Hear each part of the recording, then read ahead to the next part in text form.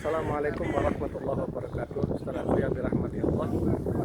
Sekarang saya berada di depan Qubbatus Sakhra, Dome of the Rock.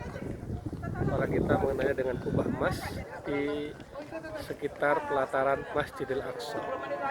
Di dalam kubah ini ada batu yang konon menjadi tempat berpijaknya Rasulullah Shallallahu Alaihi Wasallam ketika Mi'raj dari Masjidil Aqsa ke Sidratul Muntaha.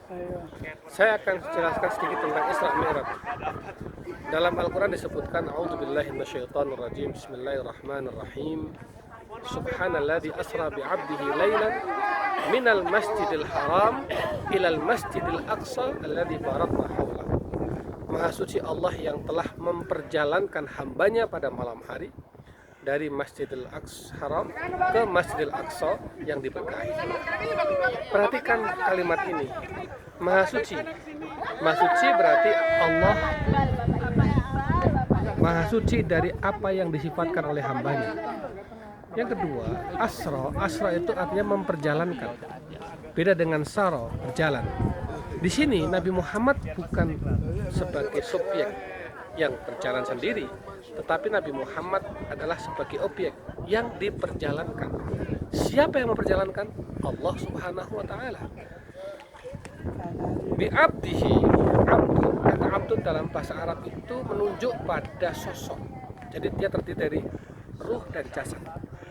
Oleh karena itu Isra Mi'rajnya Nabi Muhammad SAW terjadi dengan benar, dengan hak, dan itu dilakukan oleh Rasulullah ya, secara utuh, jasadnya dan ruhnya, bukan ruhnya saja seperti diklaim oleh sebagian orientalis dan liberalis.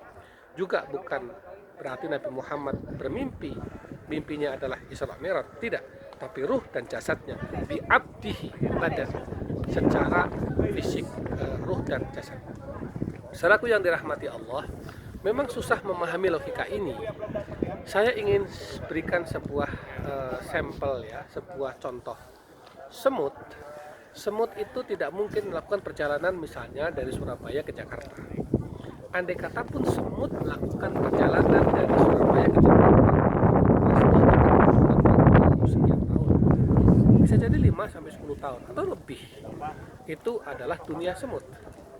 Tetapi berbeda jika semut itu menempel di rambutan, menempel di tas saya, atau di rambutannya kemudian saya bawa di dalam tas, dan tasnya ikut terbang bersama saya dari Surabaya ke Jakarta. Hanya menempuh waktu 1 jam. Sesampai di Jakarta, semut Surabaya keluar, bertemu dengan semut Jakarta. Kira-kira apakah semut Jakarta akan percaya bahwa semut yang dari Surabaya 1 jam yang lalu dia masih berada di Surabaya? Tidak.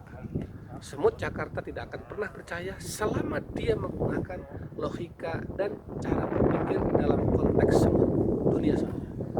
Dia baru akan percaya apabila semut Jakarta itu dia memahami dan masuk ke dalam konteks berpikir manusia. Bagi manusia, Surabaya Jakarta hanya 1 jam, tapi bagi semut itu sangat mustahil, sangat mustahil. Demikianlah Isra Mi'raj.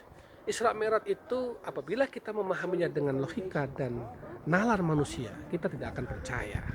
Karena bagaimana mungkin pada waktu itu seorang manusia, hamba biasa, menempuh perjalanan dari Masjidil Haram ke Masjidil Aqsa, kemudian dari Masjidil Aqsa ke Sidratul Muntaha, balik lagi ke Masjidil Aqsa, Masjidil Haram dalam waktu 1 malam. Tidak mungkin, kecuali manusia itu keluar dari logika kemanusiaannya dan dia menggunakan perspektif ilahiyah, perspektif tauhid, dan menggunakan logika-logika Allah sebagai yang maha kuasa. Wa huwa ala kulli syai'in qadir.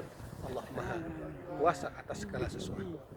Mudah-mudahan di tempat ini, di Masjidil Aqsa ini, kita semakin meneguhkan apa yang sudah Allah gariskan, bahwa peristiwa Isra Mi'raj adalah peristiwa yang hak, yang benar-benar terjadi, menyangkut hamba Allah nama Nabi Muhammad SAW, dan terjadi secara fisik dan ruh, bukan rekayasa.